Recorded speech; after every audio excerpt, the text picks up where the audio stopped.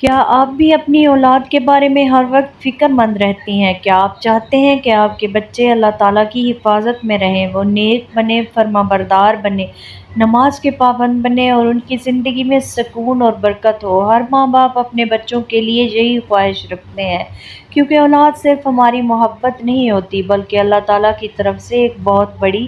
امانت بھی ہوتی ہے۔ اور جب اللہ تعالیٰ کسی کو اولاد کی نعمت عطا فرماتا ہے تو والدین کی سب سے بڑی ذمہ داری یہ ہوتی ہے کہ وہ اپنی اولاد کی اچھی تربیت کریں اور ان کے لیے اللہ تعالیٰ سے دعا بھی کرتے رہیں۔ ہم اپنے بچوں کو ہر مشکل سے خود نہیں بچا سکتے، ہم ہر وقت ان کے ساتھ نہیں رہ سکتے، ہم یہ نہیں دیکھ سکتے کہ ہمارے بچے کہاں جا رہے ہیں، کن لوگوں کے ساتھ وقت گزار رہے ہیں، ان کی زندگی میں آگے چل کر کون سے حالات آنے والے ہیں۔ لیکن ایک چیز ہم ضرور کر سکتے ہیں، ہم اپنی اولاد کو اللہ تعالیٰ کے سپرد کر سکتے ہیں، ان کے لیے اپنے رب کے سامنے ہاتھ اٹھا سکتے ہیں اور قرآن مجید میں موجود خوبصورت دعائیں مانگ سکتے ہیں۔ قرآن مجید میں اللہ تعالیٰ نے نیک بندوں کی ایک دعا بیان فرمائی ہے۔ یہ ایسی دعا ہے جس میں انسان اپنے گھر والوں اور اپنی اولاد کے لیے بہت خوبصورت دعا مانگتا ہے۔ اللہ تعالیٰ فرماتا ہے والذین یقولون ربنا ھب لنا من ازواجنا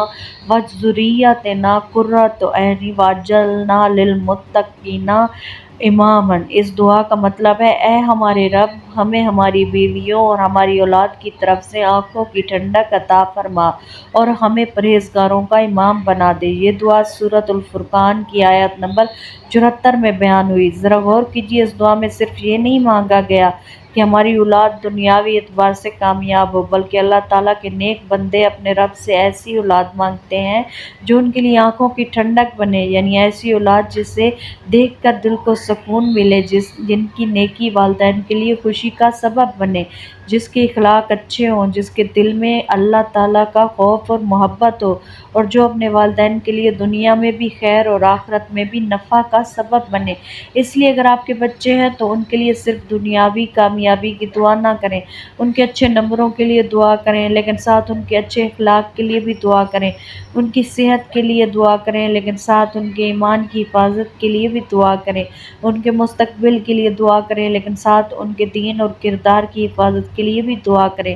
کیونکہ دنیا کی ہر کامیابی اس وقت خوبصورت بنتی ہے جب انسان اللہ تعالیٰ کے قریب ہو، اور والدین کی سب سے بڑی خوشی بھی یہی ہے کہ ان کی اولاد نیک اور صالح ہو۔ آپ جب بھی یہ دعا مانگیں تو اپنے بچوں کو دل میں رکھ کر اللہ تعالیٰ سے دعا کریں۔ اگر آپ کے بچے چھوٹے ہیں تو ان کے لیے دعا کریں، اگر آپ کے بچے بڑے ہو چکے ہیں تو ان کے لیے دعا کریں، اگر کوئی بچہ آپ سے دور ہے تو اس کے لیے دعا کریں، اور اگر آپ کا کوئی بچہ کسی پریشانی سے گزر رہا ہے تو اسے اللہ تعالیٰ کے سپرد کر کے دعا کریں، کیونکہ اللہ تعالیٰ اپنے بندوں کی دعائیں سنتا ہے، اور قرآن ہمیں بار بار اللہ تعالیٰ سے مانگنے کا طریقہ سکھاتا ہے۔ حضرت ابراہیم علیہ السلام نے بھی اپنی اولاد کے لیے دعائیں مانگی، انہوں نے اپنی اولاد کے بارے میں اللہ تعالیٰ سے نماز قائم کرنے کی دعا بھی کی۔ قرآن مجید میں حضرت ابراہیم علیہ السلام کی یہ دعا بھی موجود ہے، رب اجعلنی مقیم الصلاۃ ومن ذریتی ربنا وتقبل دعا۔ اے میرے رب،